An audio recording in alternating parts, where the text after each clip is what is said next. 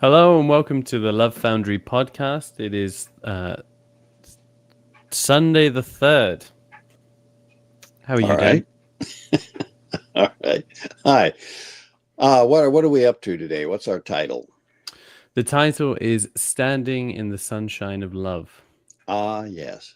Which sounds pretty nice.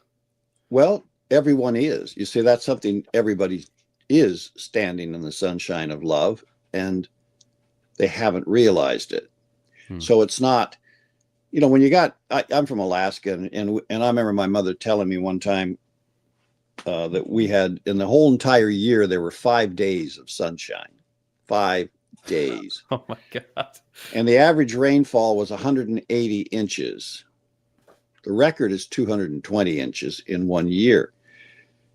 And it's cold rain. Sideways rain, because it's probably blowing at 35, 40 miles an hour. Yeah, the kind that stings when it hits your face. Yeah, so when you get a sunny day, everybody's dragged themselves outside. And if it's a sunny day in the summer, which is hopeful, or the fall, then you get hours and hours and hours of it. You get virtually almost 24 hours of it, which is why everybody goes into the summer strangeness that is no sleep and endless hours of sunlight. My cousin would call me. We'd get up at 5 in the morning and go out in his boat and go fishing. We'd fish for 3 hours. Then he'd come back, dock the boat, and go to work. And then when you get off work, we go over to his house when I was up visiting. Last time I was there, we go over to his house and have a barbecue when he gets off work, start maybe 6 o'clock, end about 10 o'clock. And the sun has been up all this time.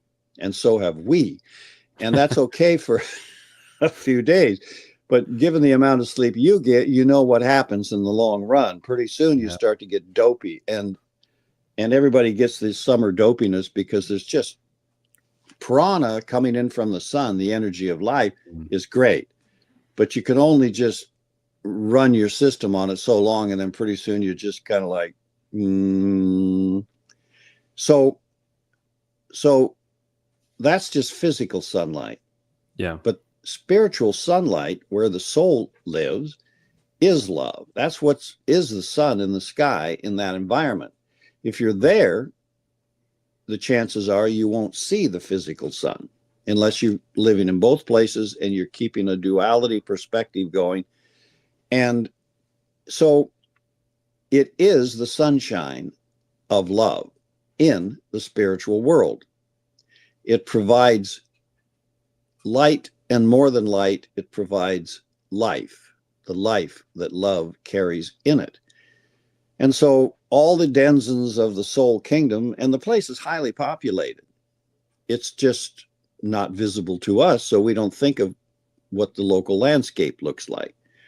We don't think of the angelic beings that make up the clouds, the mountains, the streams, the forms, the structures. Everything that's there is built out of living beings animated by love, which is a really good idea when you think about it, because then they're all in harmony with love, which means very few of them are hating on each other.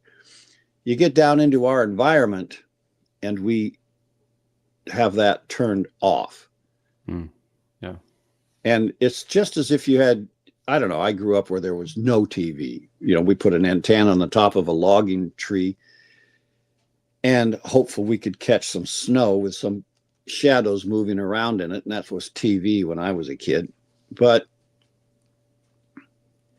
you can turn to channel 13 and you can watch the Kingdom of Love if you've got that inside of you. Or you can turn back to channel 4 and you can watch the 6 o'clock news in a material world where the light of love has been tuned completely out. And because we grew up in and are living in a material world, and we have built an ego, a personality nature to live in that world that is built on the illusions of living without love, we don't see it at all. And we don't have the opportunity to just flip it back to 13, check in once in a while. Prayer help you do that. Go ahead. Let's say I flip to channel 13. I'm become consciously aware of this light of love. Well, do it while you're talking to me about it. Flip it to 13 and look at it. See it. Let it come into your nature. So we'll both tune into the light of love that's in that kingdom. And by you making yourself conscious of it, even if you don't see it, you're doing it because you want to do it. So you think your eyes control whether or not it's anybody else can see it or that it's here. That's not it. I can ask a blind guy to turn on the light and he can flip the switch even though he won't see it come on. So by you and I just checking in consciously, there it is. Let it fill the space. That doesn't turn the physical sun off. Nor does it turn your ego off. Nor does it turn your soul on, because your soul is already on, or you'd be off. Because when the soul withdraws from the material interest, you go with it. You're an extension of it into the material world. So now you've got two suns going on. Well, got a light going on in your room, and so do I, but the sun's outside right now where we are, shining away. But in the soul kingdom, night and day are one thing. It doesn't set. The sun in the spiritual kingdom does not set. It sits. It sits exactly where it is in the lighted focus of the sky. So I can't describe it better than that. You have to look for it yourself and see it, and then you see, oh, that's not quite how it looks in a material world, but it's what's going on there. So keep the light on while we're talking. If you're keeping the light on while we're talking, now you're doing the thing that you were born to do and are just now figuring that out. And hopefully we'll get somewhat figured out before you get too much older, because time is on the wing. And it's vitally important. Vitally important. Now, all of the spiritual beings that live there, consciously live there, even whether they're physically alive in this world or not. Many of them are. They create the spiritual hierarchy of the planet. They live somewhere up in the Himalayas or in a place or somewhere, and they're conscious of life, of their life in that kingdom. And they're interacting with lives in that kingdom that are familiar to them. And they're working on projects with lives in that kingdom that will benefit humanity, because they live in the kingdom of love, and we need it. We need it in our conscious awareness, just like they have it. So they're working on projects. The trouble with their work is that to project a project into the human world where you and I live, from where they're sitting or looking or standing, we have to respond to it with free will. Hold on. Let's see if this is, no, it's okay. They have to respond to it with free will in order to, we have to respond to it. Sorry. They've got plans worked out. They've got things they hope humanity will wake up to realize, to come into understanding of. So they put out some thought or feeling or project into the physical world through their disciples or through nature or through somehow. But we have free will. So we choose to respond to that effort or ignore it. Do people sometimes choose to respond to that, but are unconscious of where that's coming from? Is it? Well, of course. Right. Yeah, Henry Ford, or someone probably Elon Musk, probably people who are highly intellectual, highly powerful, responsive to the world they live in, trying to make human life better. Carnegie, who set up Carnegie was a steel guy, right? Made a lot of money in steel. And America was kicking off and using steel to fight wars and steel to make cars and all that stuff. So he made a ton of money. But he had a sense of, as a great industrialist, he had a sense of building a society, building a universe, building a world in which things worked for people. And he realized that one of the problems that people have is they're ignorant. They don't read enough. So he set up libraries in towns all over America. Now, I didn't realize what they were, but I was driving through Oxnard, California one time with my family, and I looked out the window and I saw a very strange building for Oxnard, California, which was a small produce growing town with mostly Mexican workers and people who had gas stations and donut shops and the stuff that all little towns do. It's north of LA by, 50, 60 miles, south of Santa Barbara, north of LA, right by Ventura kind of place. Yeah. So I saw this building and it looked like a Grecian temple kind of building. And I thought, well, that's unusual for Oxnard. So I got out, stopped. I do stuff like this. I don't know why I haven't figured it out. But I stopped the car and got out and went to the building to see what is this. And it was the town library, which I had never gone to visit before. And it was a town library built in 1938 or so. I don't know exactly when. I don't remember. Maybe in the 40s. By Andrew Carnegie, when he was on his put a library in every town in America kick. And this is what philanthropists do. They all have different ideas of what's important. And so he decided that reading was really important and that kids could have access to books, and that mothers who don't have money working in farming community, but I don't think he even probably knew he put one in Oxnard. He just set that program in motion and said, all right, guys, go set up all of these and spend this much money, and I want them all working and full of books. And in those days, you just filled them with books. You filled them with classical books. You filled them with encyclopedias. You filled them with dictionaries. You filled them with books that would educate people. You probably put the Constitution in every single place. You didn't concern yourself with whether or not you were teaching them to be something you wanted them to be. That was the days when we just did the thing. And then we assumed there was a naturalness to nature by having a library, which had all the books that were legal to put in the library. And so that's what you did. You didn't think about, they're racist, so we have to put books in that are, he wasn't trying to manipulate consciousness. He was trying to grow it and let people have the free will, which he had, to direct that consciousness to the place that interested them. If they wanted to read the books in there on sociology that pleased him, then they would read them. If they wanted to read the ones that pleased somebody else, he didn't care. Because I think that free will is so important, because I think there's a lot of that now where people are trying to sway people one way or another. And I think that energy, we pick up on it. And I think that's the reaction a lot of people have against being swayed, whether that's something political, whether that's put into films, it just... Yeah, well, they're exercising their free will doing it. So to that respect, you may not agree with their message. You may think that transvestites should not be exposed to the public or some silly thing like that.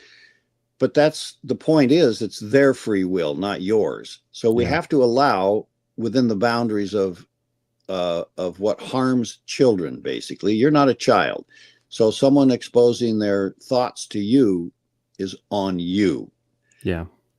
They're within boundaries that we all agree as a society are fair. We don't need people shout out on the corner shouting swear words like Tourette syndrome people have a trouble doing, because it just brings down the group experience that we're all sharing by living out in the same free space. But someone expressing their political view or their philosophical view or their religious view that throws a few explicitives into it here and there because they're passionate, that's expected of a civilized society, not some super virtuous Victorian society. If you're living in that level of classism, then you can stay home. You got the money to stay behind your gates and watch Sesame Street if you want to, or you can go out in the public square where people are discoursing with some passion, trying to transform and change humanity in a better way, and you can participate. But you're right. You're absolutely right. Free will is the ingredient next to love that I consider most important in the world. And it's primary. It's not second to love, it's primary. Because without free will, and we've seen this demonstrated, and Dar's seeing it right now demonstrated all over the world in China and Russia and North Korea, and Iran, we're seeing places where expressing love or expressing your idea of God is, if you don't do it according to the people who are in charge, then you are punished. And so the denial of, and that means that you do not have the freedom to love.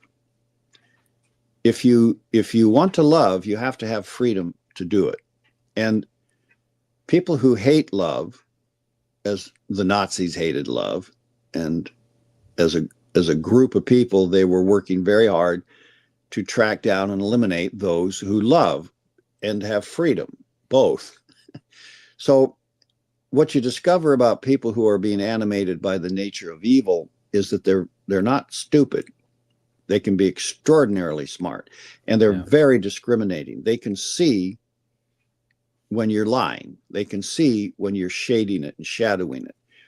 They know when you express beauty or harmony or any of the joyful energies that love produces. And if that's what they're looking for to stamp you out, then you're going to be in trouble if you try to express any of the engaging energies of love. Yeah.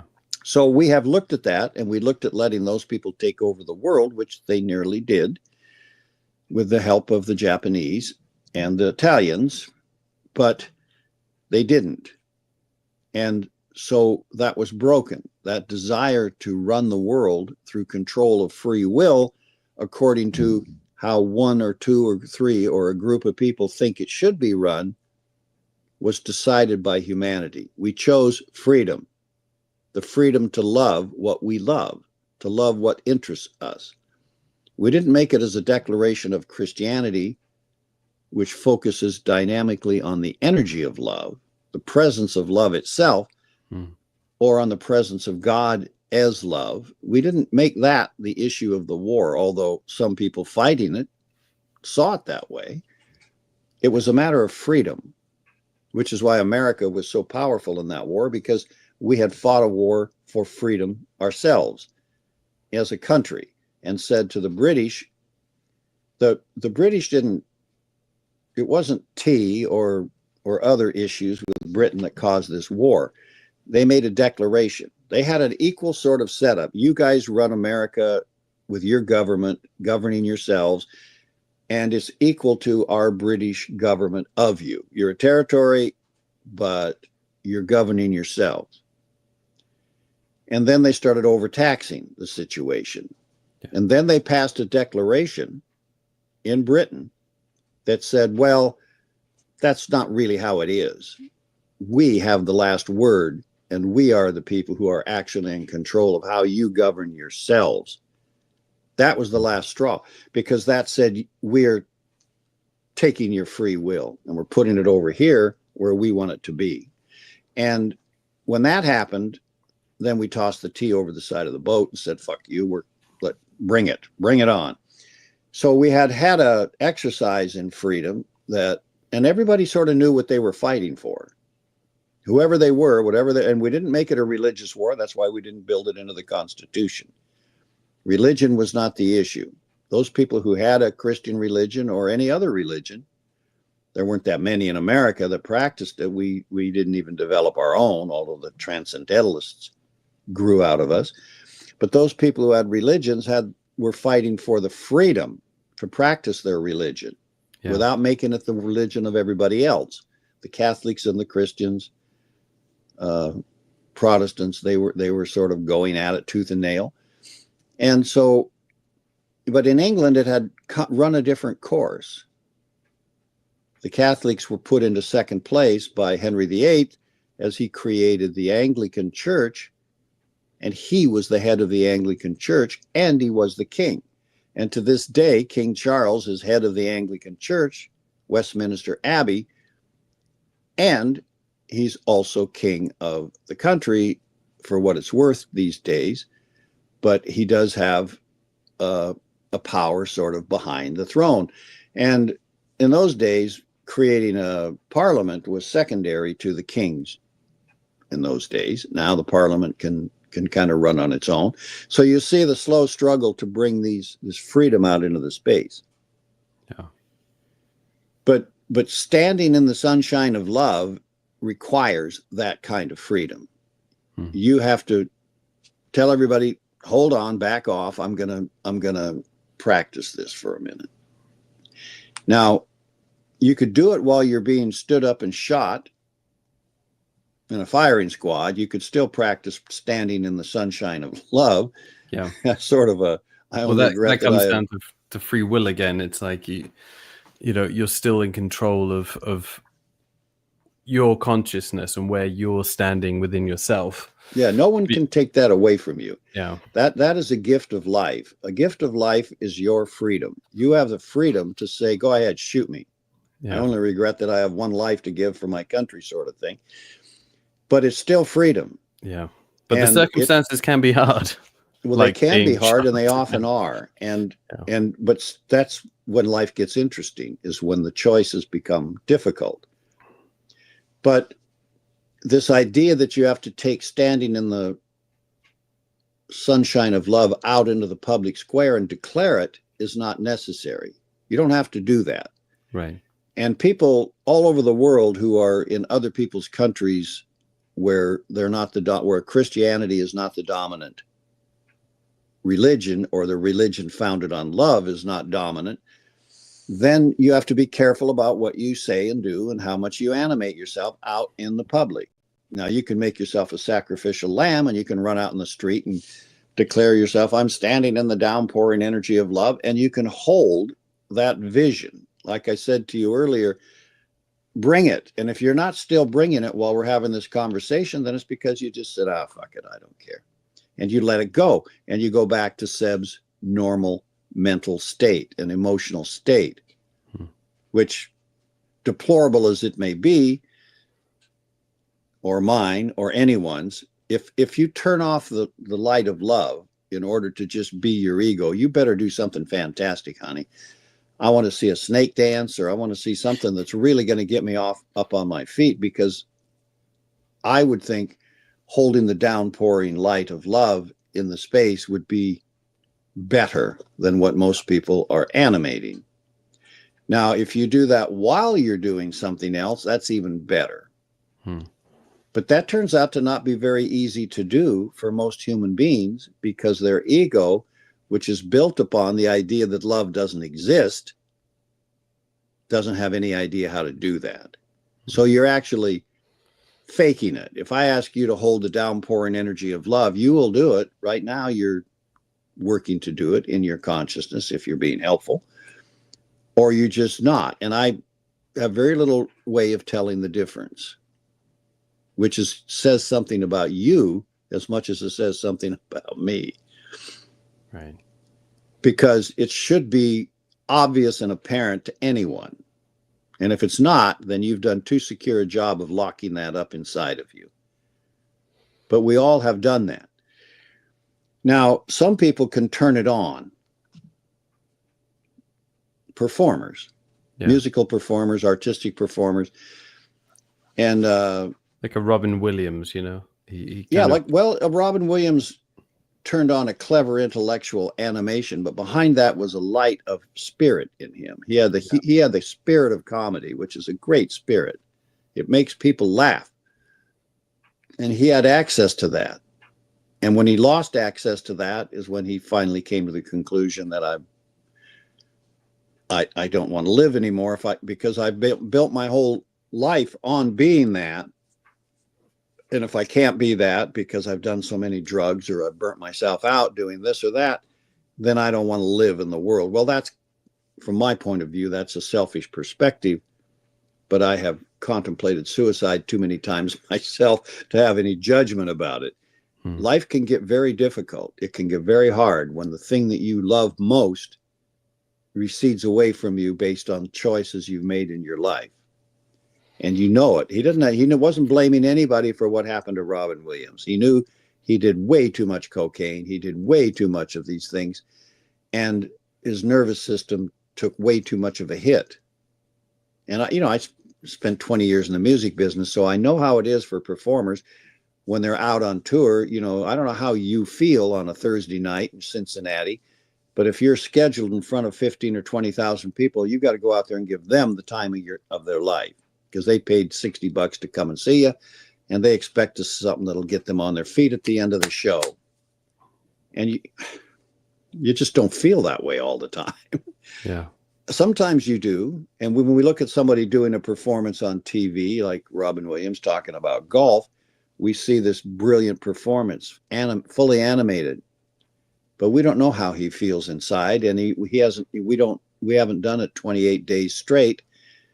It just wears you down. So pumping yourself up with caffeine will only go so far. Then pumping yourself up with cocaine becomes something that'll get you out on stage and get you through the night. And you don't feel good about it ever, because it's not standing in the sunshine of love and feeling it driving through you. But he may have never experienced that. I don't know. I didn't know, Robin. So I'm just saying that this is a future step for us, for humanity. And it's a future step we are at. It was a way future step a few thousand years ago. And now we're here. A lot of things have happened. The Greeks happened. The Babylonians happened.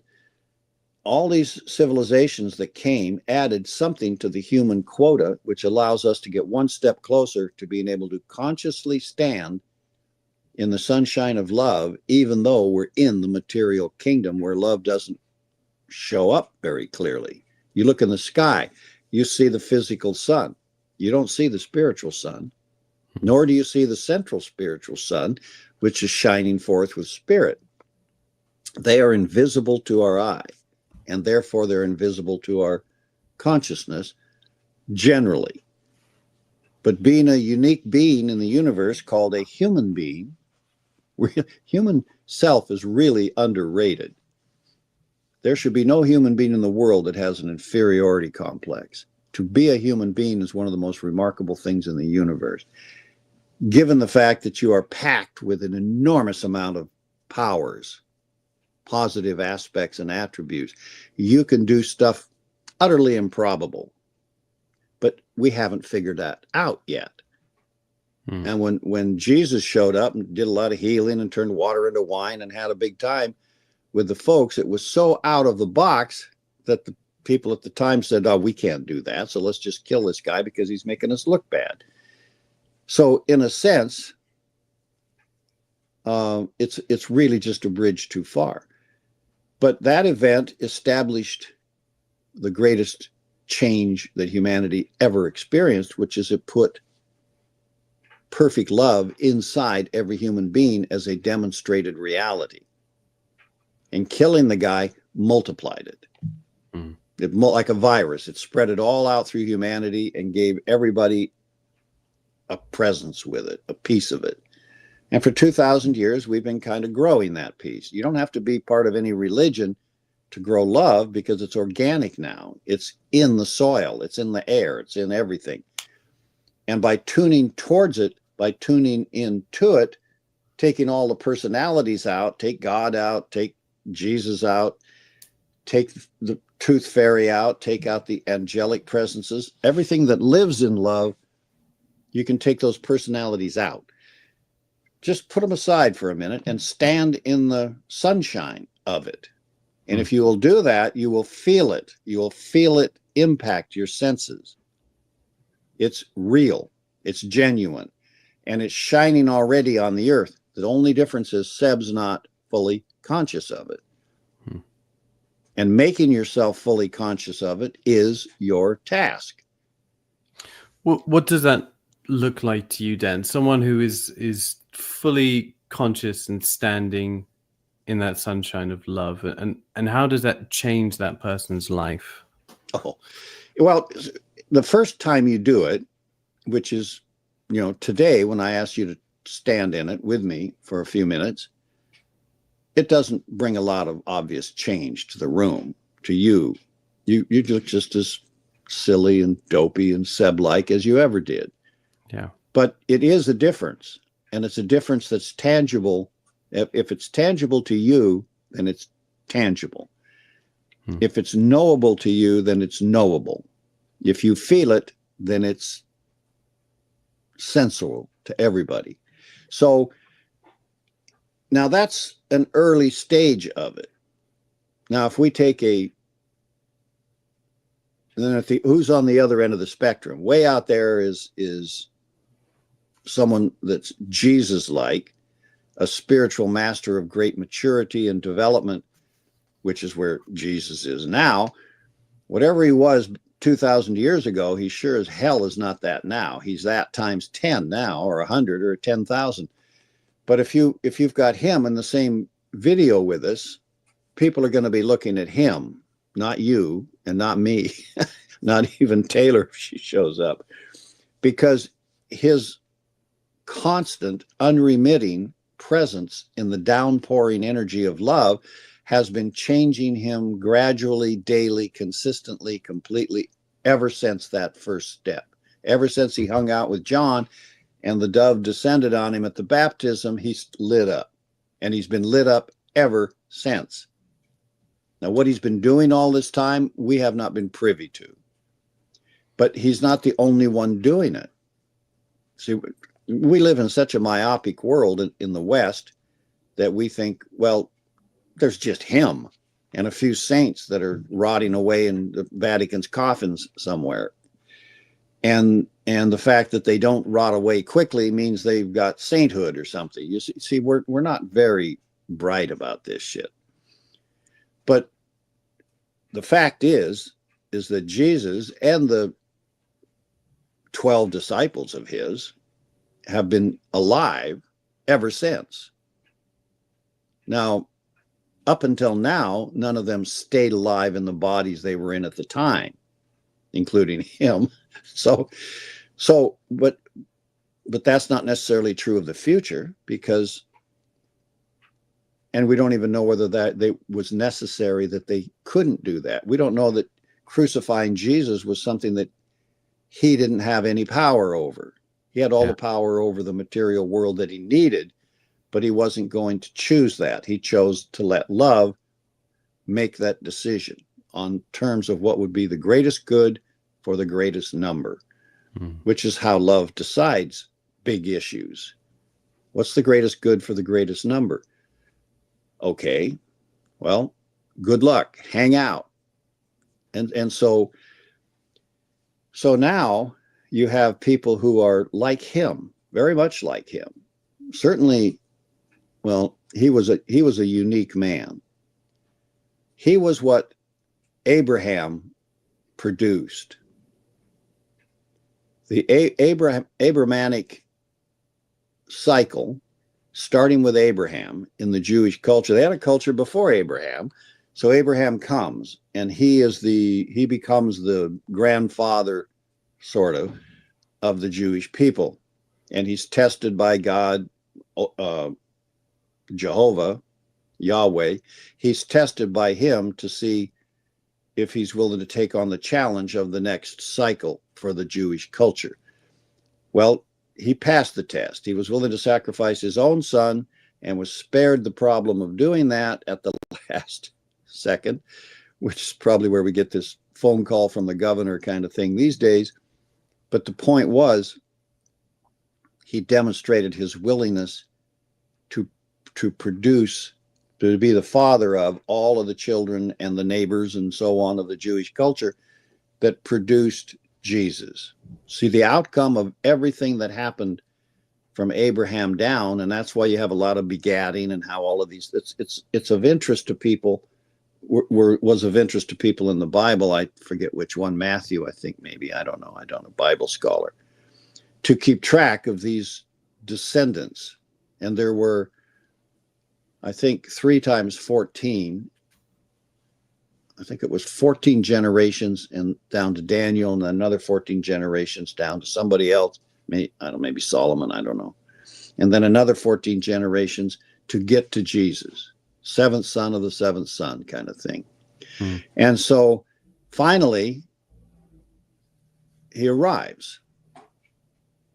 and the opportunity for love to have a vehicle capable, consciously capable of being embodied with love in the same human form without going mad or cracking up or losing its center of focus. And by the way, putting aside all of its previous education and learning in order to stay in harmony with this step. This is like a new, brand new step for not just the Jewish culture, but for the whole of humanity.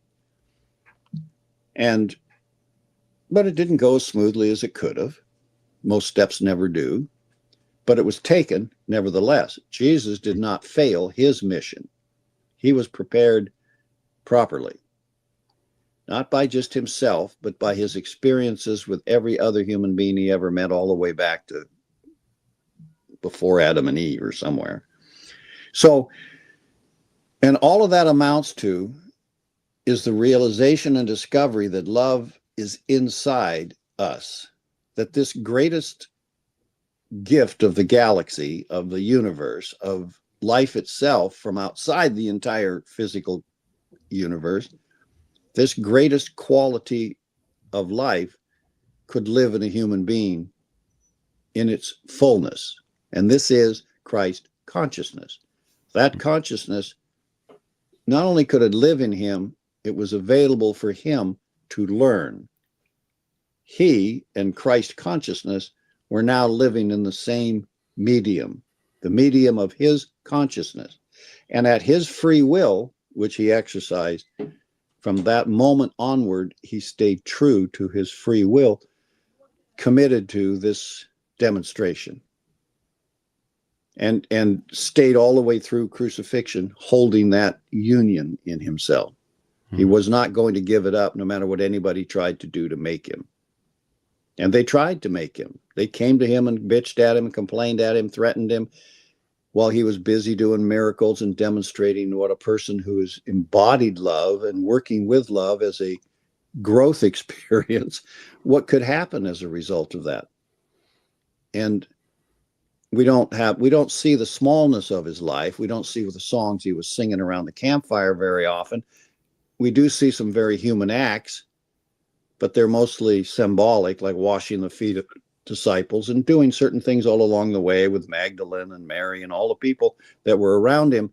We see human acts which demonstrate what he in love, how he in love felt about things, how they acted towards things. Yeah. When they were trying to stone Mary Magdalene, he's like, well, hang on a minute. Let's take a look at this idea.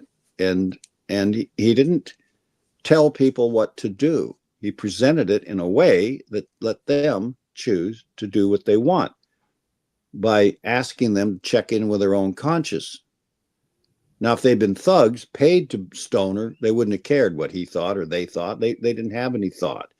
But these weren't. These were citizens, Jewish citizens, who were persuaded by the laws of the Jewish law. I don't think the Romans gave a shit about any of that. I think prostitution was probably fine with them. I don't know, because there's money to be made in it. But there was a judgment being made here about people who participated in sex in a certain way with others. Although relieving someone else's sexual stress doesn't sound like it's a great crime, and I don't know that God has any personal opinion about it. And even though Paul later had a whole bunch of opinions about it, I don't think Jesus did. I think his opinions were that love is paramount. And I take that lesson to heart way more than I take Paul's lessons to heart about judging people by their actions. Judge the action if you must. I don't think I want to step in horse shit, but hey, if you want to step in horse shit, that's your shoe. But don't judge the people, because when you do that, you're not equipped to do that. Yeah. You're not, and you don't separate yourself from them. Well, of course, because I'm here at judging you. And when it's convenient to think that way, we do. But when it's inconvenient to think that way because it's Trump or it's Biden or it's a hooker or it's a pedophile or it's a pyromaniac, then we not only want to judge the bastards, we want to kill them. So So we carry judgment into action, and then we stone them, just like they were going to do with Mary. And I don't, my inner ear listening in the kingdom of love doesn't hear Jesus or the Christ or any of those spiritual guys doing that. And if they're not doing it, why am I doing it? Yeah. You see, so I take the lesson to heart. I can't find a reason to argue with the idea that was portrayed in that particular moment, because I've got a few sins on my own page that make Mary Magdalene look like the tooth fairy. I don't know what she had done other than treat a few friends well, but having been a Marine in Vietnam, I'll challenge her any time. It's a rough world out here, and we make mistakes in it that we can't take back. And if we don't learn how to get past judgment and get on to being able to stand in the downpouring sunshine of love, then we're all lost. So from my point of view, that's a primary importance. And because you can do it, you must do it. Yeah. A lot of people that we talk to, if we put out a podcast about love, don't know how to do it. They haven't learned how yet. And so you don't have to do this. If you want to do this, I'll help you do it. I'll help you figure out how to start that flow in your life, and then help you learn how to hold that flow continuously. And I'm not going to judge you if you get tired and go, I held it for 30 seconds and then I couldn't hold it any longer. Okay, but that's 30 seconds. That's a huge amount of time from zero, because love is a miraculous power. It can do an amazing amount of things. I don't think Jesus held his hands over those jugs of water more than about 30 seconds. He might have, just because he wasn't sure if it was going to work. It was the first miracle. So he's probably overworking it. He's probably cooking it, and then he's cooking it again, and then he's cooking it again, until somebody finally says that's good enough. It's either wine now or we're all screwed. So at some point he just said, okay. But you're sensing, you're feeling, you're standing in that sunshine of love, and he's feeling it flowing through.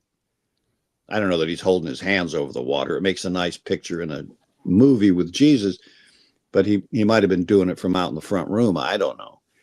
But they did take jugs and they did fill them up with water, and they brought them in before him, and he looked at those jugs and said, this better work, because he wasn't ready. He told his mom, I'm not ready for this. This is not, my time hasn't come. It's not I haven't got a manual. I'm just here. Yeah, love's here.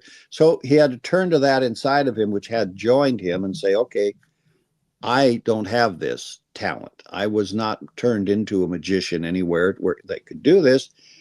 So you're here. Let's see if we can do this together. And because he tried, obviously, he stepped in and said, okay, I'll give it the Jesus treatment.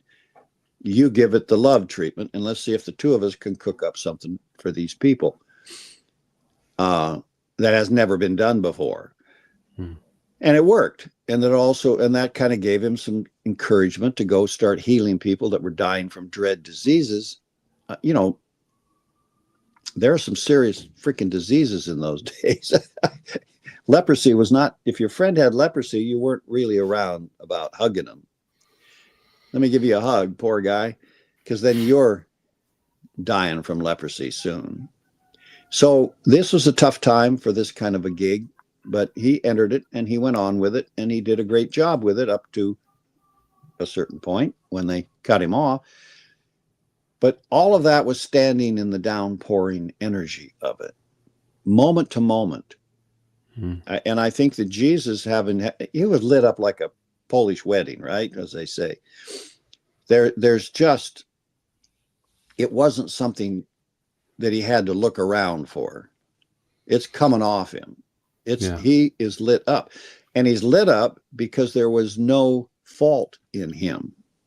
He had overcome the desires of material kingdom. and that was the 40 days in the desert and the temptations of Christ. That's when those things are laid before him and say, look, you've got a unique set of skills. You want to be the world king. You want to run everything. You want to be the guy that has all the wealth and the fame, and they all kneel at your feet. And he said, no, I don't think I want that. Thanks.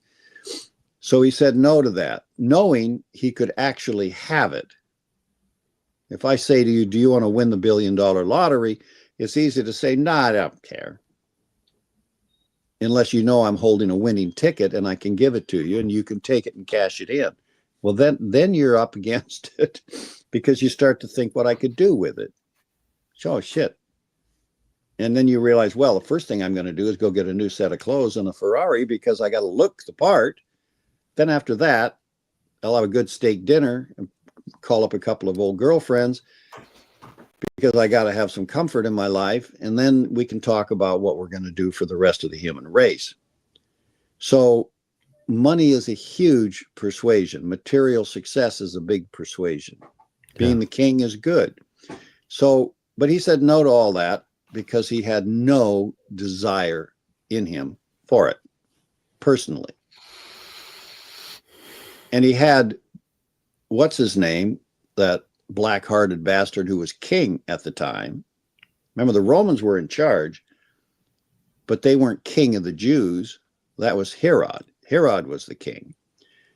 And Herod was the guy that sent out his little army to kill the firstborn sons of everybody during this little time window when the Messiah was going to be born because he didn't want any competition.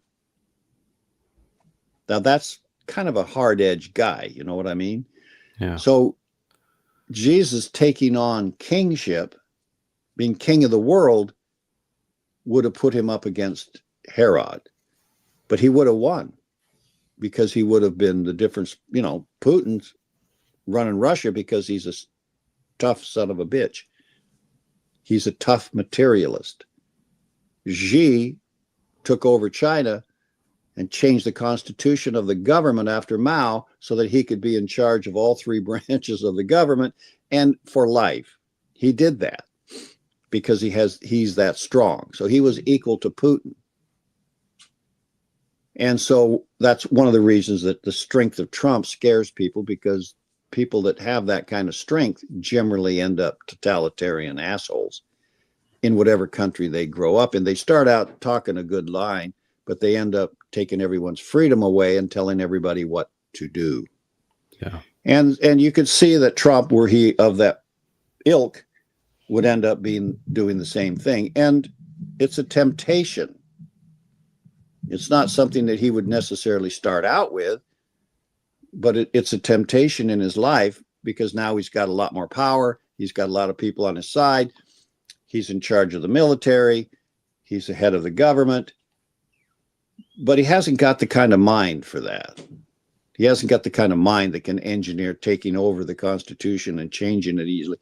And he doesn't have friends around him who will help him do that because he likes different kind of people. Elon Musk is never going to help him change the Constitution to put him in charge like a king. Neither is any of the people that he's got. They're doing things that they think will benefit the American constitutional ethic. So he may or may not be that guy, but he's the guy that he is. And so Jesus didn't want to be that guy. So he didn't want to be in conflict with Herod. And Herod killed his buddy, John the Baptist, later on, not that much later, because he's been killed before Jesus is crucified. And he only had 3 years on his watch after he got that. So it's a shame. And they were like cousins or something. I don't know if they were. Probably. I think I heard they were cousins, but I don't know the lineage of these people.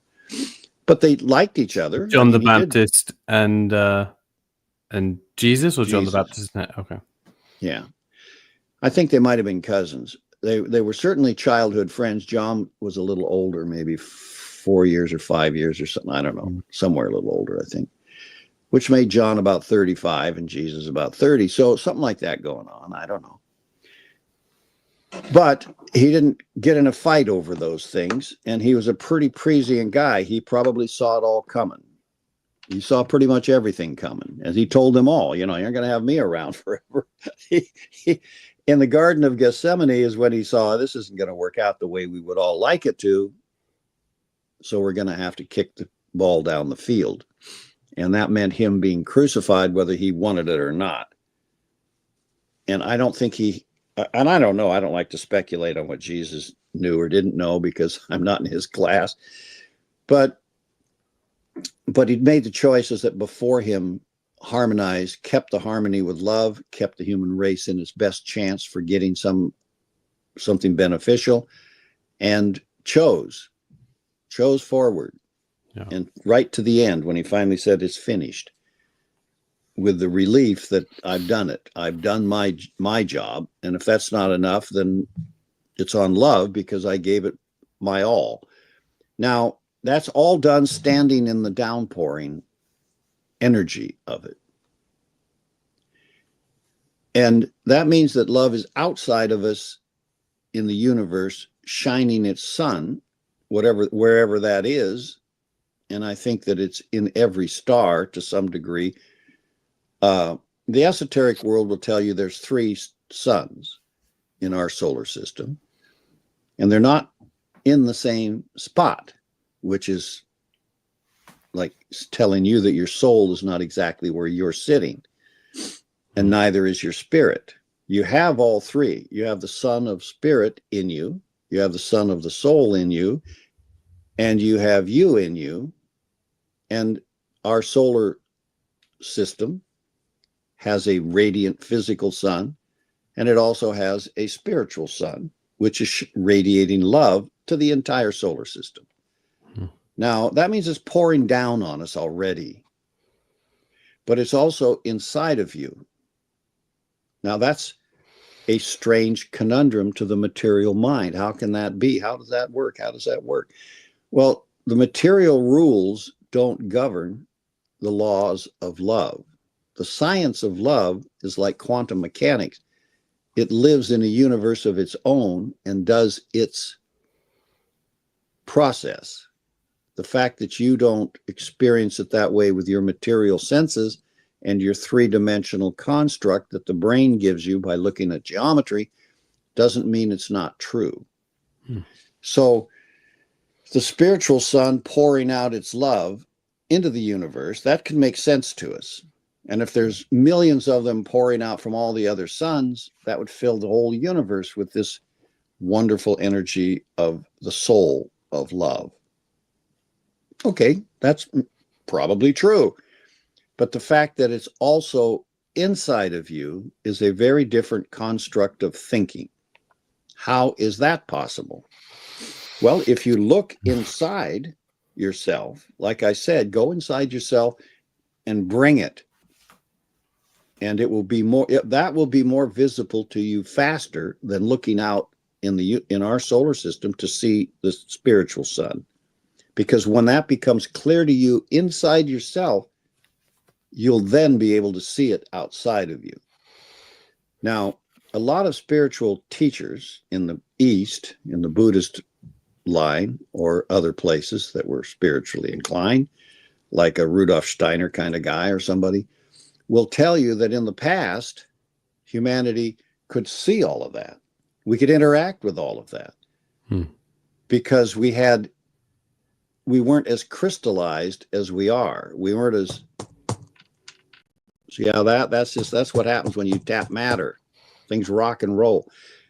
We had much more fluid interaction with the universe, and the actual spiritual life of beings in the universe that share the universe with us could be seen and interacted with and listened to. And Jehovah, if he's speaking to you, you could say, sure, I get it. And you realize you're talking to some enormous being that is way more qualified than you to tell you don't eat the yellow snow. So you say, okay, I'll do that. And then later, if it turns out to be a good idea, you make it part of your daily stuff, and then you teach it to your children and you go on with your life. But later, when that faded out and became just a memory, and even the Delphi missionaries in Greece couldn't make contact anymore with those inner beings, Then we wrote down about them. We recorded messages and we worked out ceremonies like tossing the bones and doing I Ching and casting astrologies. We started using systems to do it. And then we created symbols for all of those things. And we created a zodiac. And there was a time when astrology was just the everyday communication between the really smart people and those beings. And then when that communication, things change. Go figure. So when that went away, then we just reduced those beings because we didn't like losing those things that help us survive. And primitive man was primitive from an intellectual point of view, but he wasn't primitive from his ability to realize big living being when he saw one. So when that goes away, we reduce it to symbols, we reduce it to a mythology memory, and then we think that the Greeks just invented Hercules. We don't believe that he actually lived or did anything worthwhile, when in fact he did live, and he did one of the most enormous worthwhile things that humanity's ever had the opportunity to share with a human being. So the myths, as Joseph Campbell was attempting to present, myths don't mean they never happened. It just means they happened so long ago, and the circumstances of the materialization of our world around us, it arguably and obviously, and science will support it, this used to be a swampy sort of wet, kind of spongy place. And we were swampy and sort of wet and spongy ourselves, probably back in the early days. And now it's become dried out and crystallized and very rocky and hard edged. And now we don't know how to look in ourselves and see love, because we have a psychology based on I am me. I'm James Daniel. I'm whatever I think I am. And you're Seb. And you're not me, and you know that I'm not you. Yeah. And you have some vague idea that in love, we're all one thing, but you don't like me well enough for that to be true. So you just keep that as an idea. And now, if she's really that good looking, you might like the girlfriend to do that, to be one with you. But then that takes away the joy of just pounding the shit out of her on a Saturday night, because she's other than you. She's something you're want to merge with or to become one with through your sexual appetite for it. But if that actually happened, that would be the end of it. Then what? Well, then we just repeat it for fun. So this idea of actually becoming one with another being completely is just an intellectual idea that we don't really want to pursue. But you see, love's serious about it. It already identifies you with you as part of itself. So it's already all in. And when you're all in with it, the sunshine of that is going to flow into you and light you up like a beacon light.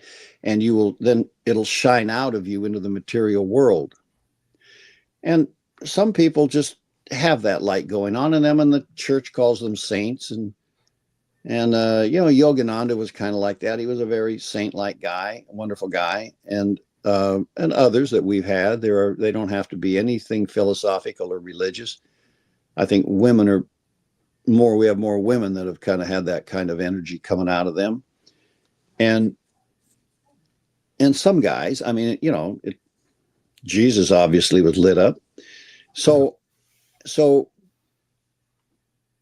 if you're going to progress, if this humanity is going to survive, I don't argue, I have no argument with anybody's philosophy or idea or belief or whatever they want to tell the world.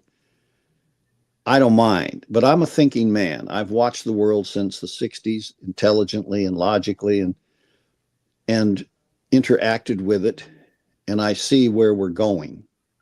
And I know we're in a spiritual crisis.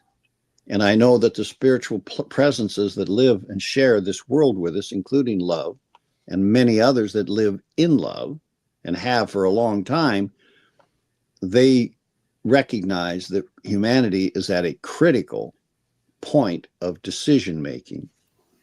We have to make some conscious choices here that are going to have large and long impact on us.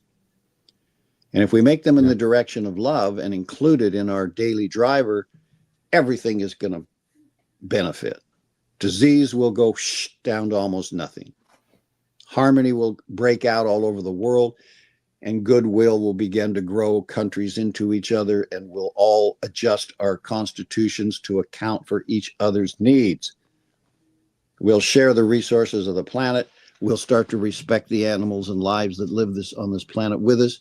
And we will begin to realize that there is a significant energy coming from life that just produces that reward by the nature of life itself. Life loves, period. It loves. That's its nature. Well, we might as well take some of that in. And if you're acting against that nature, you're acting against the very nature that animates the cells in your body. And if you do that for a period of time, you're going to end up with disease, because you're acting against the energy of love as life in you, to the point where it casts a shadow. It starts to distort the way things should be. And it can take on as specific a condition as you need it to, based on the choices you're making against it. And then you can think that you get West Nile virus from a mosquito, but in actual fact, that's not where it comes from. It comes from your rejection of love in a very specific emotional way that produces the necessity for that in your life. And it's a group energy that we're all doing. So mosquitoes are very convenient for spreading it around to everybody. But not everybody. 5 of us can go down to wherever that West Nile virus is breaking out right now, and 1 of us might get it, 2 of us might get it, but 2 or 3 of us won't get it. Well, why not? We're all going to get bit by mosquitoes. The bastards are everywhere. So how do we not get it? Well, they didn't have that virus in them. Well, why didn't they? Because it's everywhere. Well, it's just not yours. You don't have that coming, at least this trip. Maybe next trip you will. And it's one of the things that give doctors immunity in a contagion. They can be in the midst of everybody having typhoid around you and never get typhoid, because their focus is on healing everyone else, and they don't have in them the systemic necessity to experience typhoid. And you get like, what good is typhoid? What's typhoid going to teach me? Hell, I don't know. But I know that typhoid knows. In other words, the nature of love is the lessons that are in it are in it, whether you see them or not. And you may not think you gained that lesson, but if you have the experience of dying from typhoid, then you're going to have learned something, whether you know it now or not.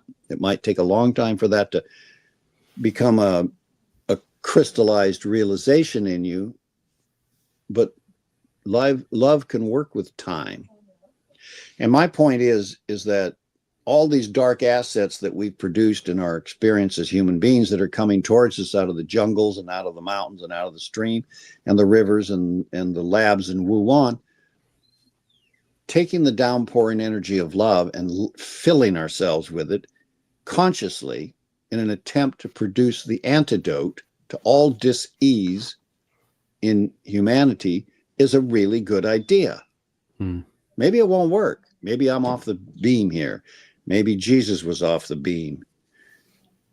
Maybe all those spiritual masters who are masters of love are off the beam.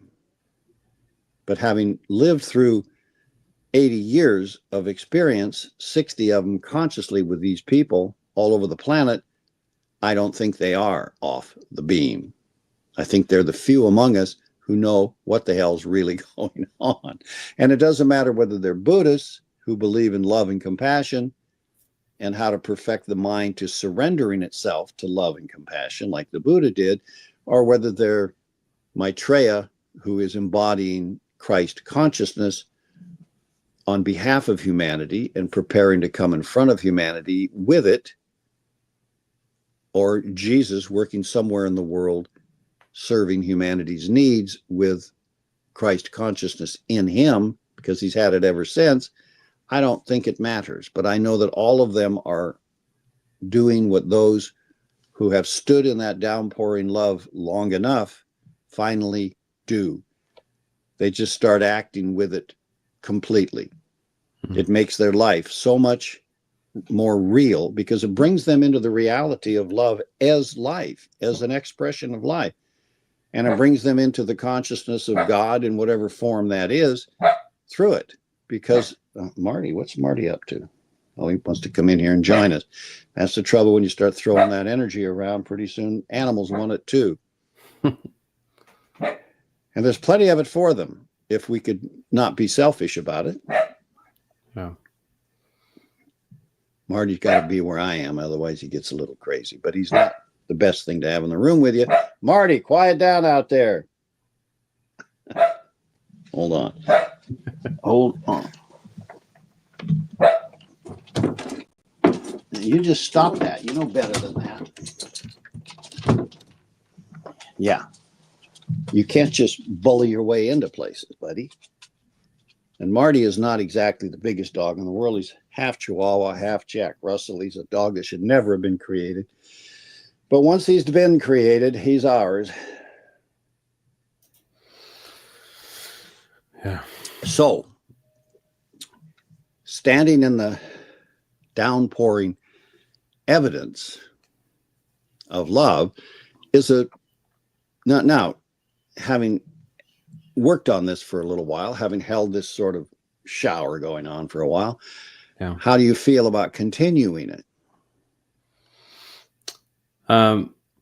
Well, positive. I mean, this holding this space feels to me the most important thing I can do. At the same time, I know how easily I can get distracted from that. Oh, hell, you're like a mouse with a cheese next door. We all are. That's what human life is about, being distracted from love, because we built an ego designed to just abandon it in a second because we don't see its value. It's not concrete to us. If all the lights in New York went out, if you stopped holding your hands in the air, then you'd think, oh, shit, what are you doing holding your hands in the air? Well, because that keeps all the lights in New York on. I don't believe that. Well, okay, take a look. And all the lights go out. And I go, oh, okay, put your hands back up. We get it. Now, but it's hard to hold your hands up continuously because it's a physical effort. Well, telling the brain to do something that seems unusual to you, holding a limerick in your mind all day while you do your regular job, would be difficult to do. But you see, love is already here. The sun is already shining. You don't have to turn it on.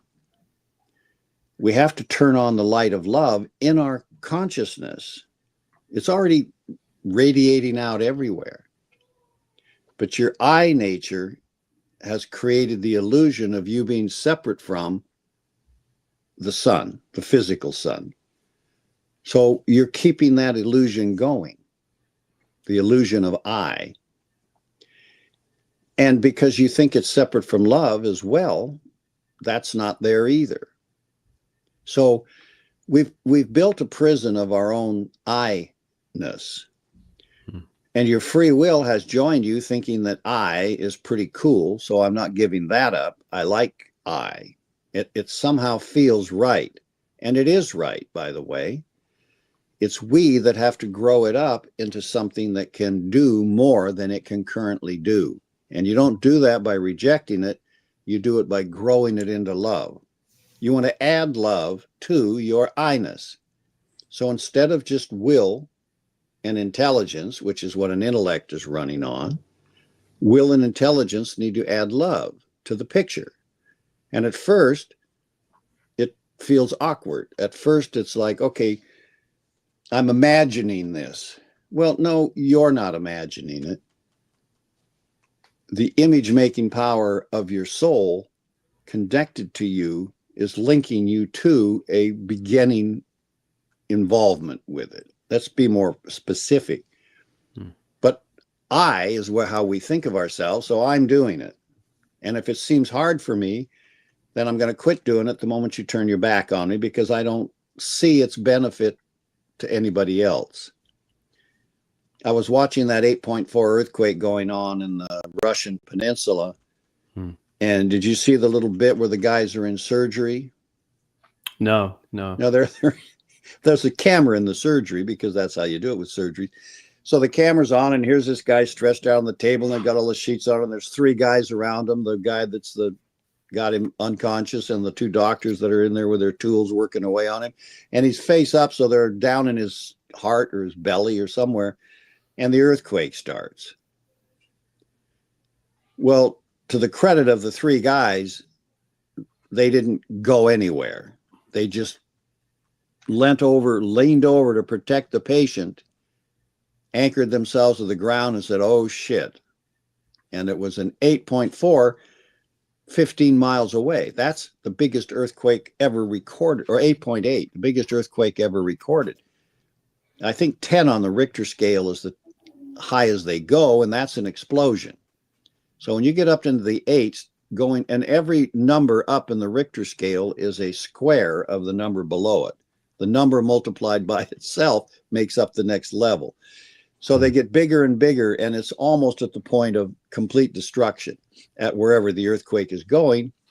So that's to their credit. And their credit is that they grabbed hold of each other and said, "We're riding this out. We're not bailing out of here." Now, any one of them could have said, "I'm out the door because the roof might come down on me.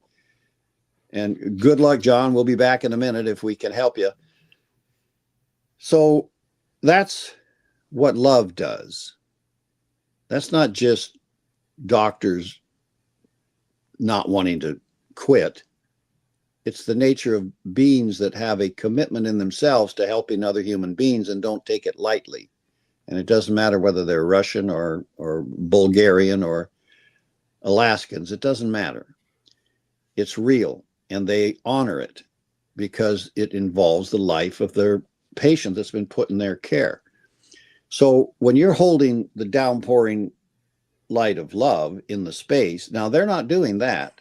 They're probably not thinking about love at all, but they're thinking about helping this guy, and they're concentrating on doing it all the way through the cycle of the operation, and they're hoping they'll get finished with the operation before he dies, because he can only have his chest open and be operated on for so long, and then that's it. Yeah. So they're in their own time cycle, and they're not willing to quit that. They're working on it. So those kind of people bring love into the world all the time by doing the job they're doing when it benefits others. What we're talking about is while you're doing that, you're holding this energy in harmony with what you're doing. So you're not just helping this guy, you're healing this guy. Well, you're not, but love is. You see, love is the ultimate healer of him, because the absence of love created whatever disease they're trying to fix in him. So when human beings can do that, when we learn how to hold the energy of love along with doing a podcast, mowing the lawn, healing surgery on somebody, fighting a war, whatever the hell you're doing, hold the downpouring energy of love while you do it. Yeah. Then we will train ourselves to live in 2 worlds at the same time. Now, you already live in the kingdom of love. That's what the soul nature is. It's that part of you that is growing up there while you're growing up here. And every human being, in my experience, is a magnificent soul. There aren't any beginner souls. There aren't any newly minted souls. I mean, there might be some somewhere, 1 or 2 or something, but the general role of the universe is that it gives birth to a bunch of souls, and then it grows those souls up into the human beings that they're going to be, if we're talking about the human kingdom.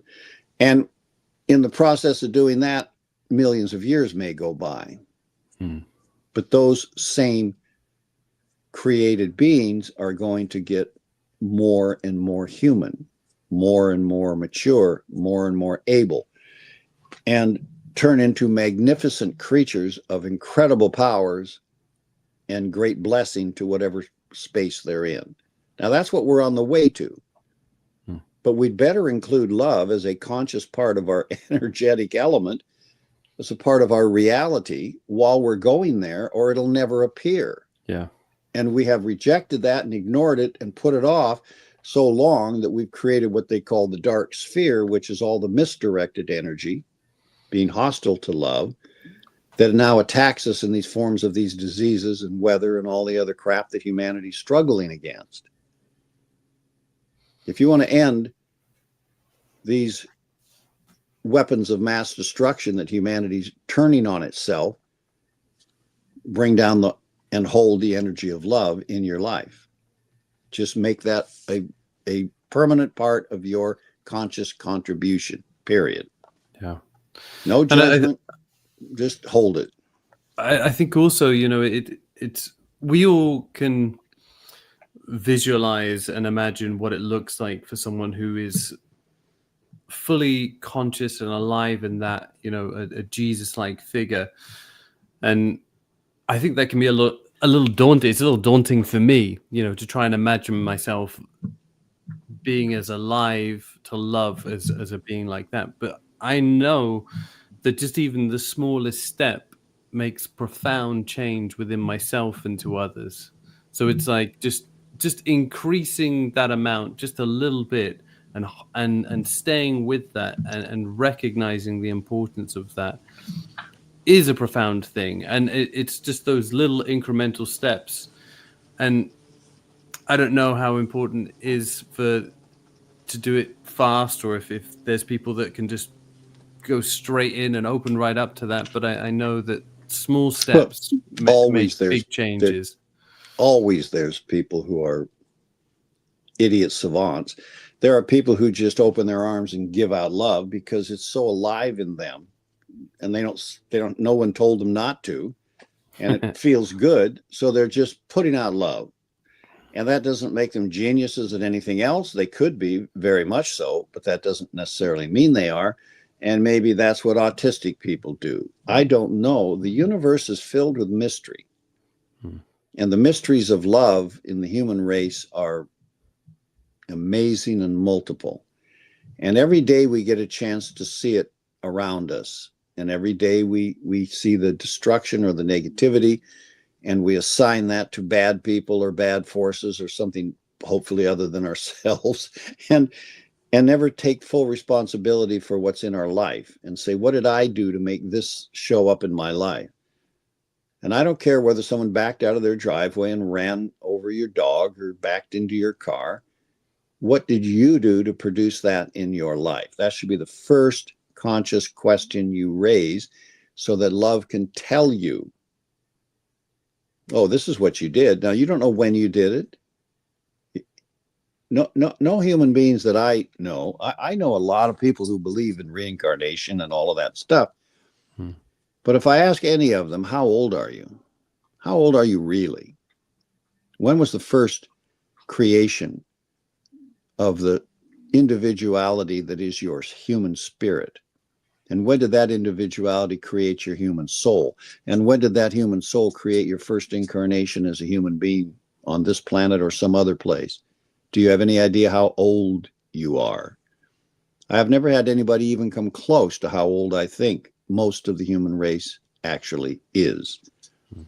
Now, we're not all the same age, because some of humanity is so old, it was in a previous incarnation, if you want to refer to it that way, of our solar logos, which was a previous lifetime of our planetary logos, because they kind of come together. If your solar system is going to go out and then come back again, and God knows how long, it's going to take the planets with it. And it's going to take us with it too.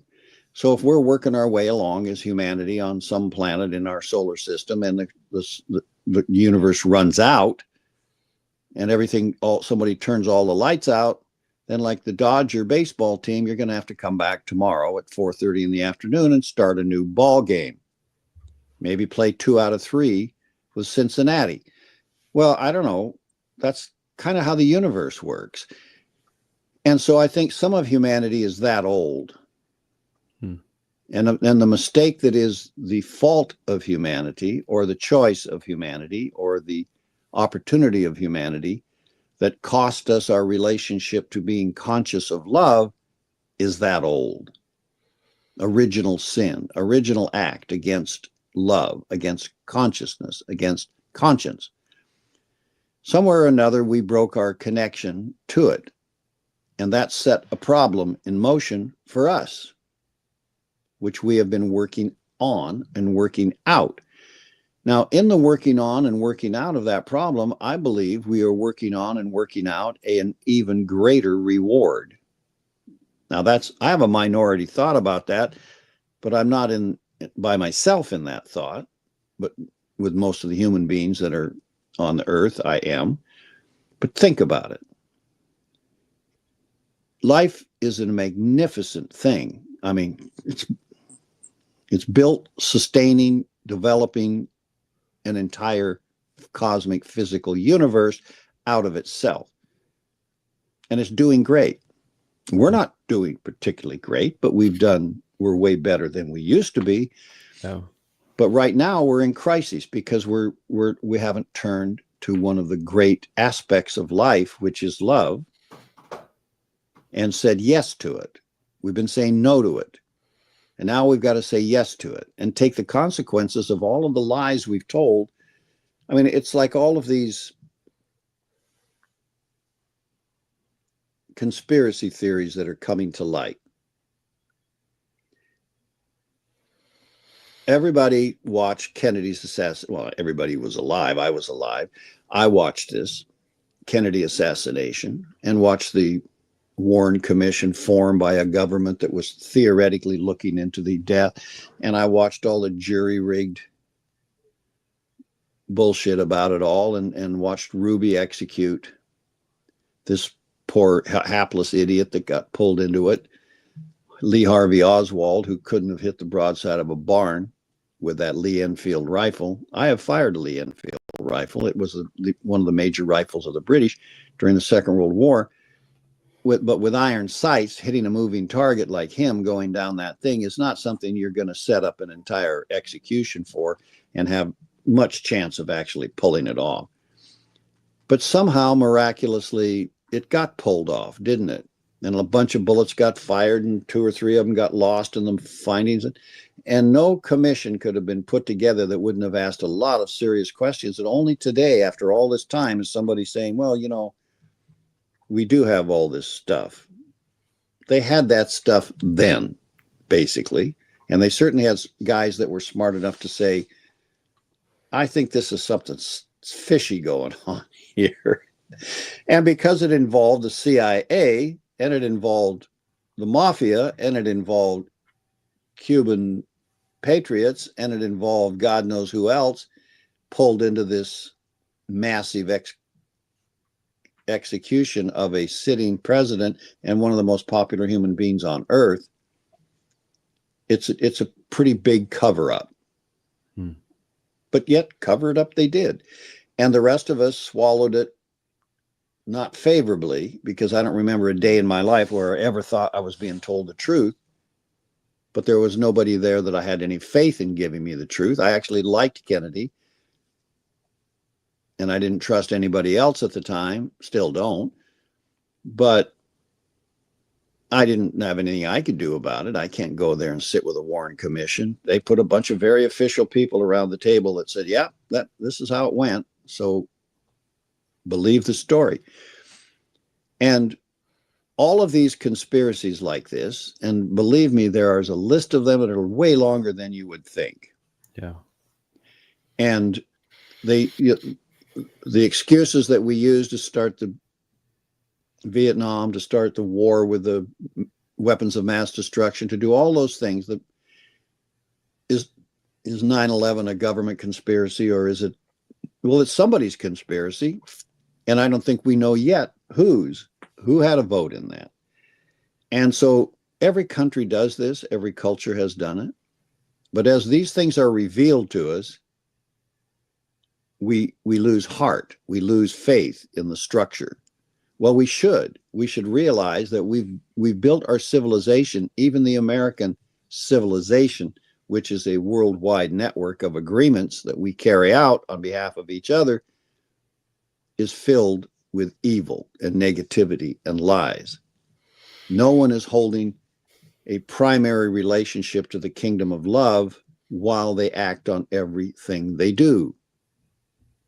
Now, maybe the new pope is, I don't know. I don't know him well enough to know. So what can I say? I don't want to make a judgment, but I don't believe that about all of those cardinals. I know some of them are just lying, scheming, whatever they are. I don't know. I know that it's filled with human beings doing human things.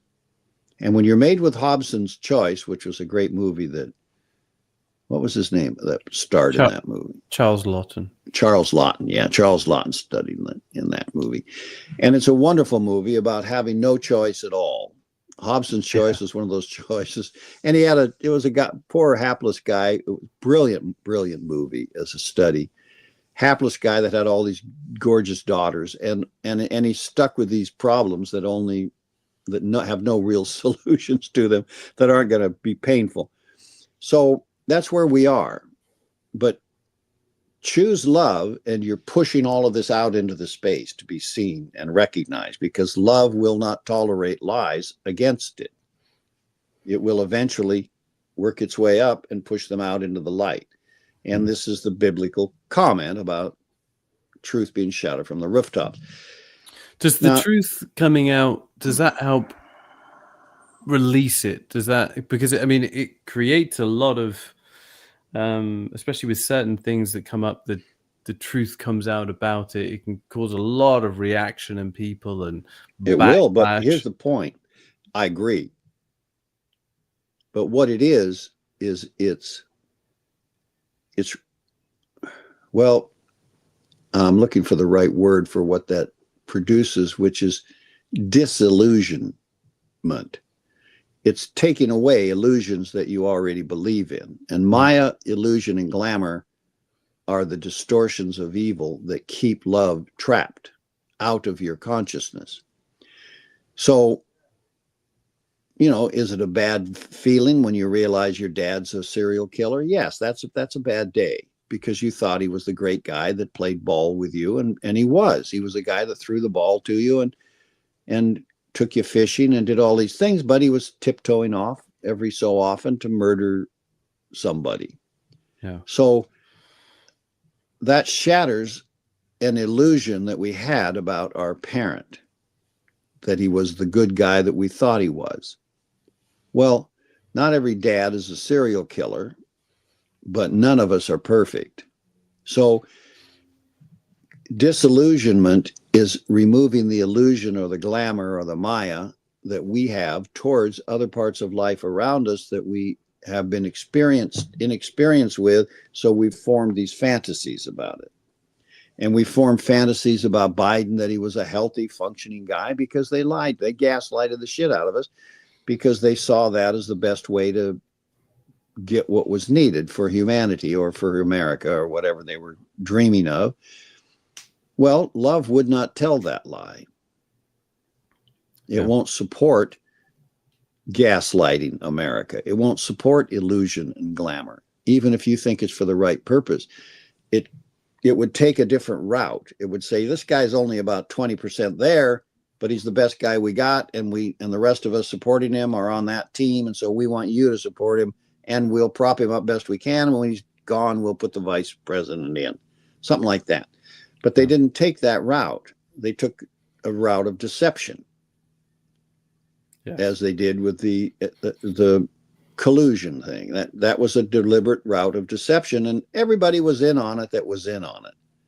Some people chose to believe it because they didn't like Trump, and it was easy to believe that the guy had his thumb on the scale and was making the meat weigh more than it was. But those are the illusions and glamours that beset us from each other. We do this to each other, and everybody's got a certain type and brand. There's lots of different ways of reacting to life. And in America, we've just polarized it between conservatives and liberal, between capital and labor. And that's where our problems separate. But love loves capital. I can't get my hand in there. Love loves capital and love loves labor, because it loves the product of capital and labor, because it takes both to produce goods. You're going to have to go down to the bank and get a loan if you're going to make donuts. If you want to make 5,000 donuts, you're going to need some money. Now, then you got a bunch of people to run around and sell those donuts to other people, and you'll get that money back. But along the way, you're going to drop some donuts, you're going to lose some donuts, and maybe not everybody will buy the donuts, because donuts only last for a couple of days. You got to get them all sold the first day. So capital is at risk. And that's not nothing, because somebody earned that capital through doing past labor. That's what capital is. It's the product of labor. Now, you can show it in all other kinds of lights, and you can talk about it in other ways, but that's basically what it comes down to. So someone who's accumulated some capital has taken over somebody's labor somewhere and given it to themselves. Now, maybe they didn't do it rightfully, which is a lot of where capital comes from. Maybe they took that money somehow through an agreement that wasn't fair. Maybe it's the mafia with all that capital. Maybe it's drug lords trying to launder their money. But it's still capital, and it still came from people putting out effort. And somebody bought the drugs. Somebody supported the enterprise. And it weren't always but love. They weren't always pursuing love. But they are all loved. This is something that we have to come to the understanding of. Love doesn't love anyone, anywhere, less than anyone else. No one else, anywhere, is not loved one tiny bit less. And there's a reason for that, because love perfects people to love. It takes you at your imperfections, which Seb has a few. I've got a few. Taylor may not have very many, but the rest of us are pretty spotty. So love introduced into ourselves, by ourselves, taking it down into us, is going to bring us to perfection. Perfection means all of that is not love pushed out of our nature. But we have to do that with our own free will, which means you have to take every step of it. And standing in a downpouring love, as Seb, is not taking that in. You're not soaking it all up like a sponge. It would change you too fast. You would become somebody you don't recognize. I mean, you know that St. Francis of Assisi was probably a really lovely guy, but he had been to their crusades a couple of times. The guy had been around the blocks. I mean, and he was the son of a wealthy family, and he had his stuff too. So you don't know what you would be like, free of everything that is not love in you. You probably would hate that as an abrupt transformation. Now, did it happen to Paul or Saul on the road to Damascus, where he becomes Paul, the disciple, to replace Judas? Yeah, he went through that experience, and he was blind for 3 days. He went through hell and comes out the other side and says, wow, I was wrong. I was completely wrong about everything. I've been putting these people to death when I should have been giving them life. And now I've got to make up for that, because he was an extraordinarily spiritual-minded guy. Well, most of us aren't that spiritually minded. We aren't on a crusade like that. But rarely it does happen. Somebody does come to that. Jesus did it. And maybe at the time it was much easier to do. The other guys that were hanging out with him, they questioned it, doubting Thomas. He didn't buy into any of it until at a certain point he shows up and puts his finger in the holes where he was crucified. And then Thomas says, well, geez, I was probably about to give up the doubting part. And in addition to that, this tongues of flame come down on them later on after the crucifixion thing. This shows up, and then they're energized bunnies, and they've got spirit inside them and the Pentecost energy going, and so they get the work done. But we don't know what that meant. We aren't experiencing that. And there are some Christian preachers who, like Wigglesworth, who tried to live that energy, and they did some pretty bizarre things and had some pretty bizarre success because they were striving to live that depth of Christian identification with spirit and will and drive out all questioning. But those are extreme examples of people trying to be something that they could be if they had the capacity to just take it on. But the rest of us have a different method in front of us, which works really well, which is accept yourself exactly the way you are, because that's what you are demonstrating. You haven't got any more or less. So you might as well accept Seb for the worn shoe that he is, because it's upon that that you can build a spiritual foundation. Yeah. And in another part of your thinking about yourself, take on this lighted sunshine of love and let it in. Now, that doesn't mean abandon everything you are. Just let it work in you.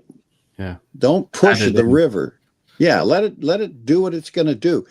And this way you live a dual life. This is the dual life of a Christian, true Christian, not everybody who's in a church, where you accept with humility the personality you are. And Jesus demonstrates this by washing the feet of his disciples. He's accepting them 100% for exactly the imperfect people they are, loving them exactly as they are, and trusting that them taking love into themselves in combination with them will produce the result that leads them and us onward into a greater expression. Now, if you're a really enthusiastic person and you do this, you'll become a very enthusiastic expression of taking on love and living full of energy and full of passion and full of joy and all of that. And if you're not that energetic, then you'll take it on and quietly go on about the business of being an accountant for the mafia or whatever you're doing in your life, or the music industry, worse, or somebody else, and you'll just go on being an accountant, holding love as your inner future. And it will grow with you, and you'll get better at being whatever you are. You might even get better at singing in the choir at church, or being in your Rotary Club, or just hanging out with your buddies down at the bar. It doesn't matter to love.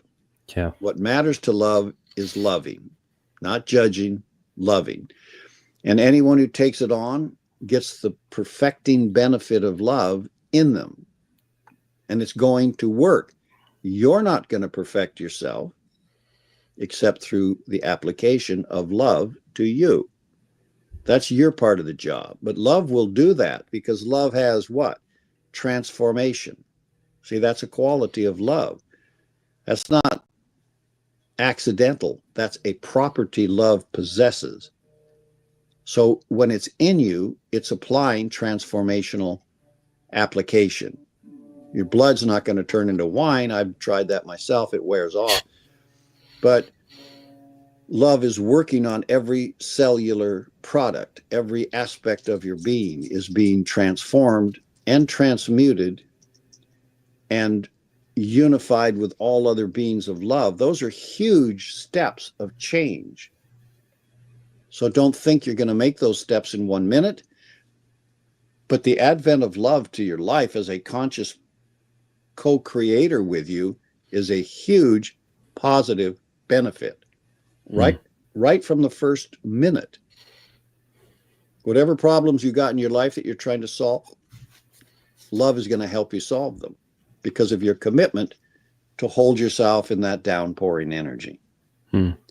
Now, you may not have any great problems in your life, except you're not getting enough sleep with the job you got, and you got no permanent girlfriend, and you're things like that. Yeah. But they're not the end of the world.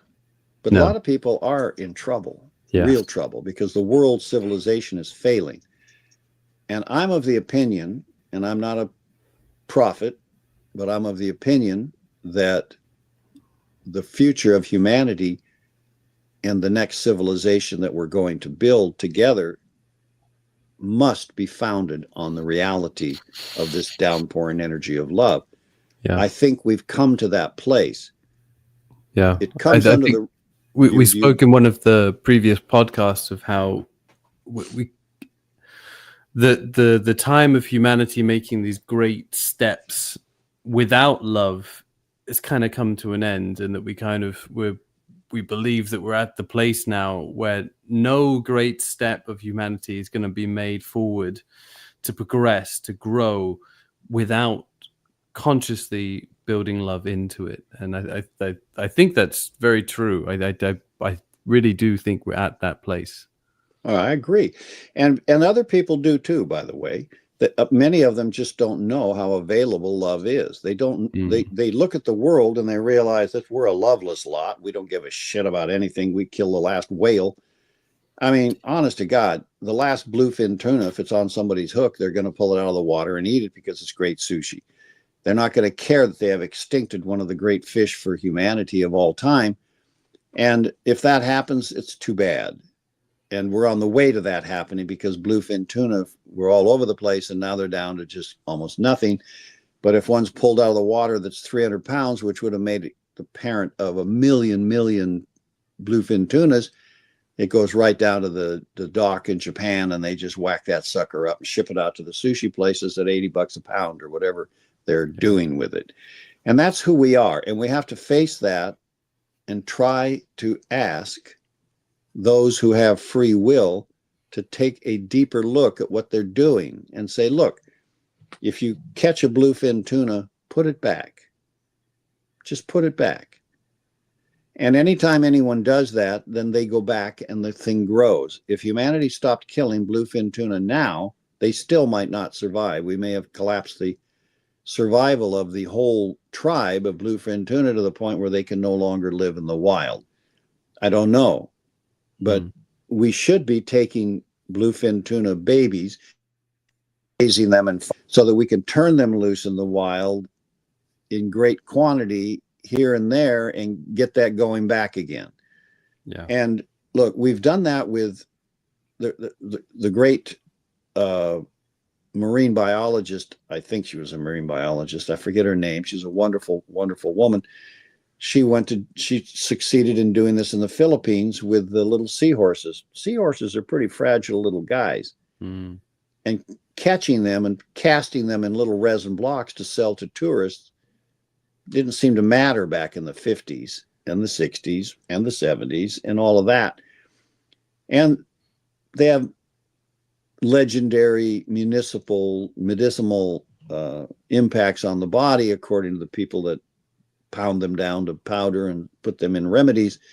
So their life expectancy was dwindling rapidly along the coast of the Philippines, where they were thriving in the millions before.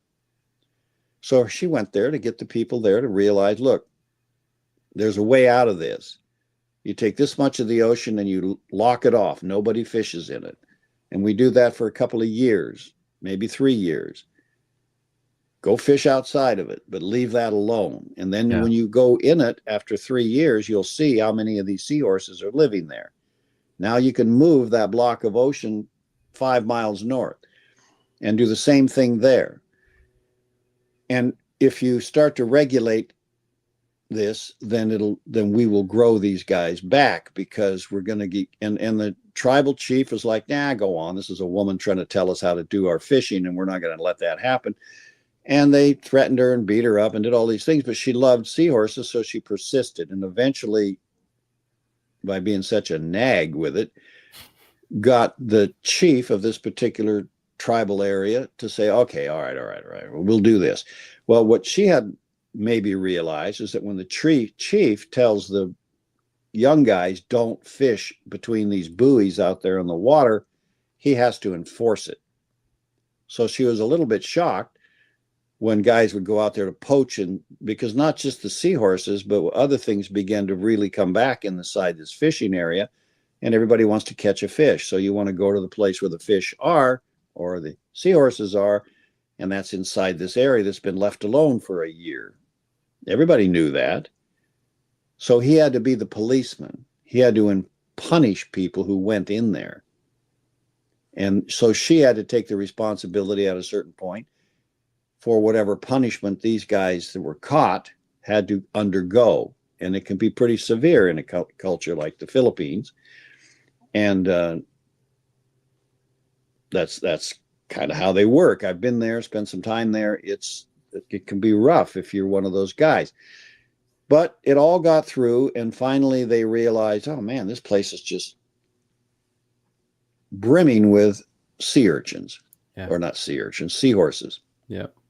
And that's true of any fish or sea urchins or anything else that's just one woman who commits herself to helping bring love by her actions. Now, it may never have occurred to her ever in her life to stand in the downpouring flow of love. That's a conscious act inside of her. But she was serving the need of these fish, and that gave her access to an energy that serves the need of those fish and protects her in the process. Yeah. So it isn't that people doing good in the world have to do that. But by doing that, in addition to the things that we're already doing, we are amplifying the speed of consciousness in ourselves at which this becomes epidemic.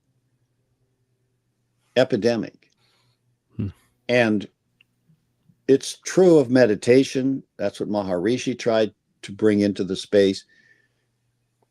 Meditation is simply meditate on that.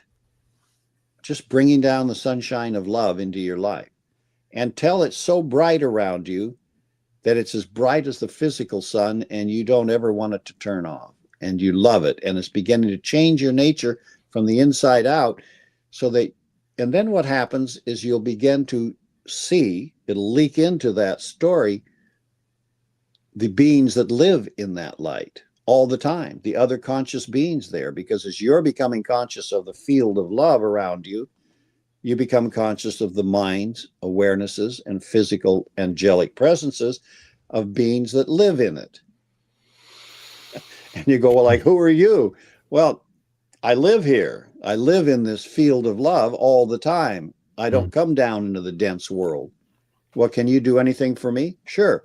I'm a healing angel. There are countless stories of the angels that are in operating rooms, like that one that was on the Russian peninsula.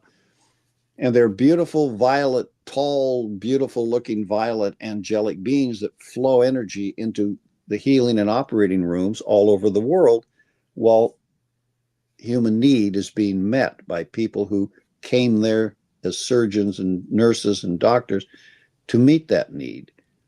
It's just one of the things going on in the universe that we don't see, because we don't see that violet or purple diva energy and color, because we're not seeing this downflowing light of love. And so we don't see how it lights them up. The color of angels is the color they turn when love flows through them. And if there are like the earth colors of the sun in a rainbow, there are 7 different types of these main types of these angels, and they'll all turn 7 different colors in the kingdom of love. It's more beautiful than the physical colors of the physical world, but it corresponds to those colors. And you'll see these beautiful colors going on and all the interaction of these colors. And this is just the angelic community. That's only one of the communities living in the kingdom of love.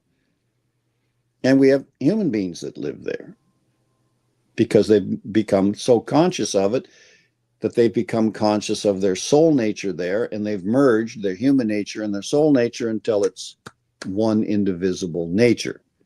Well, that hasn't happened for humanity. And so we're providing a step between unconsciousness of love and unconsciousness of that kingdom, and how we work our way through the stage of being partially conscious of it as a human being with a personality and an ego and all of that stuff, until we become so conscious of love that we basically merge into it, which you still have a personality in the material world, but now it's a fully love expressing personality. So it's a gradual transition of ourselves from one state of consciousness at the beginning over here with very little love in us to full investment in love and a radiance of it that makes us a healing power to others. So this is not a complicated idea. And at the Love Foundry, what we're interested in, and until we have people who want to learn it, there's not a lot of point in teaching empty rooms. Yes. But it's the posture that you will be in relationship to love that allows it to flow down to and in through and through your life while you're doing your daily life.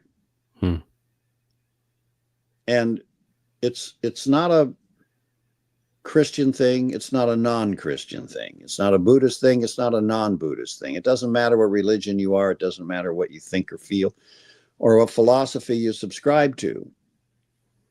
It's just an idea that if you apply yourself this way, then you and love are going to become partners in your living. And as you do, you take on reality. And until you take on love, which is an aspect of life, you're living in illusion about reality. And if love is completely missing in your life, then you're going to be living under the shadow of evil, because that's all evil is the absence of love in any expression in your life. You can have will and intelligence, but they of themselves don't care. You have to blend them with love. If you want wisdom, you take love and you apply it intelligently with will. And then it becomes something significantly different. It becomes infused with love. Now, how you live that posture in relationship to love is something you can learn how to do quite easily. It's not a complicated thing. You don't have to hop on one foot all day. You just put yourself in a posture in relationship to the downflowing energy of love and let it flow. And continue to let it flow by commitment to doing that, because commitment releases nature to help you. If you're not committed, nature's not committed. You better be committed to what you want in the kingdom of love. And then nature can say, he's committed. Seb's not just on board with this, he's committed himself to doing it. And if you're climbing Everest, you'd better be committed. Otherwise, you're going to be one of those frozen popsicles along the way, because it's a tough killer trek, or any other thing you're doing that's a dangerous sport. Dangerous sports kill people, but people want to do them anyway because it takes them to the edge where that energy of beyond the physical can be found. Well, stand in the downpour of love consciously. That's where it is. You don't have to go leap off a mountain to do it. You don't have to dive to the depths of the ocean. It's everywhere in your life. Love will bring you to the hardest tests you can imagine just by declaring your unity with it, declaring your commitment to its expression in you. But the result of doing it is transformation and transmutation and grace and unity with love and the ability to make your life a joyful expression of success. Yeah. So, Dan, we have to close this out because we're just about to hit 2 hours. Oh, no, we can't. We should do these things, and I don't know, maybe we can just chop these things up. They're too long. I agree. I have the ability to do this all day because I want to be in that downflowing energy all the time.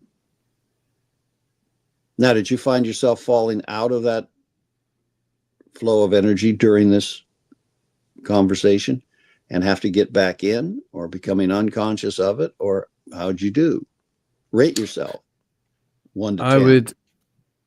I would give myself a 5. I reckon I would come out of it, remember, come back in, hold it for a while. 5 is a high score. It's a high score. But can you see yourself getting better at it? I mean, you didn't always have a 5. No. No, for sure. I mean, it's definitely taken time just to even be at the place where I remember more consistently to hold that place. I think that's only because I've built more reality to that place, and I know Exactly. it's where I want to be. Look, that's why football players come out for spring training.